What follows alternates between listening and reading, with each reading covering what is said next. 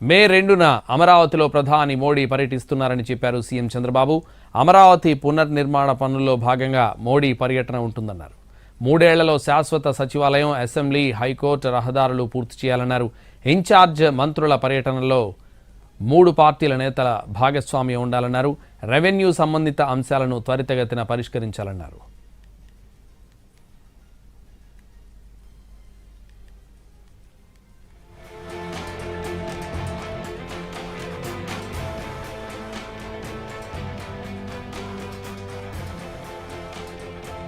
AP రాజధాని అమరావతి కోసం భూసేకరణ కసరత్తు స్పీడ్ అందుకుంది. క్యాపిటల్ సిటీ కోసం మరో 44,000 ఎకరాల భూ సమీకరణ చేయాలని ఏపీ ప్రభుత్వం నిర్ణయించింది. తుళ్లూరు, అమరావతి, తాటికొండ, మంగళగిరి మండల పరిధిలో భూ సమీకరణ చేయాలని సర్కార్ భావిస్తోంది. ఇప్పటికే 33,000 ఎకరాల్లో రాజధాని పనులు మొదలు కాబోతున్నాయి. ఏపీ రాజధాని అమరావతిని మరింత విస్తరించేలా సర్కార్ ప్లాన్ చేస్తోంది. అందుకోసం మరో 44,000 ఎకరాల భూ సమీకరణపై కసరత్తు ప్రారంభించింది.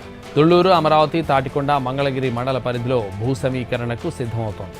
రాజధాని పనుల ప్రారంభం కాగానే ఈ విస్తరణపై ప్రత్యేకంగా సిఆర్డీఏ ఫోకస్ పెట్టనుంది. ఇప్పటికే దీనిపై ప్లాన్ ఆఫ్ యాక్షన్ సిద్ధం చేసినట్టు తెలుస్తోంది.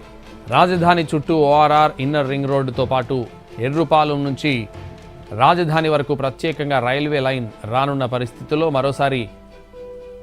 మరో విడత భూ సమీకరణకు సర్కార్ సిద్ధమవుతోంది. ఇప్పటికే 29 గ్రామాల్లో 34,000 ఎకరాలకు పైగా భూములను సర్కార్ సేకరించింది.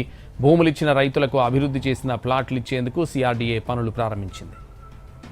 మలి విడతలో భాగంగా హరిచంద్రాపురం, వైకుంఠపురం, వడ్డెమాను, ఎండ్రాయి, కార్లపూడి, పెదపరిమి, తాటికొండ, కంతేరు, కాజా, చినకాకానితో పాటు మరికొన్ని గ్రామాలను రాజధాని ప్రాంత విస్తరణ కిందికి తీసుకురావాలని సర్కార్ భావిస్తోంది. త్వరలో ప్రధాని మోడీ రాజధాని అమరావతికి వస్తారు. ఆయన పర్యటన అనంతరం రాజధాని మలి విడత విస్తరణపై సిఆర్డీఏ ప్రత్యేకంగా దృష్టి సారించే అవకాశం ఉంది.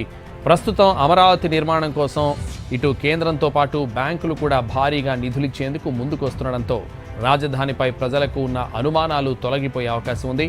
మలి విడతలో భూ సమీకరణకు ఇబ్బందులు ఉండకపోవచ్చని అధికార వర్గాలు అంటున్నాయి.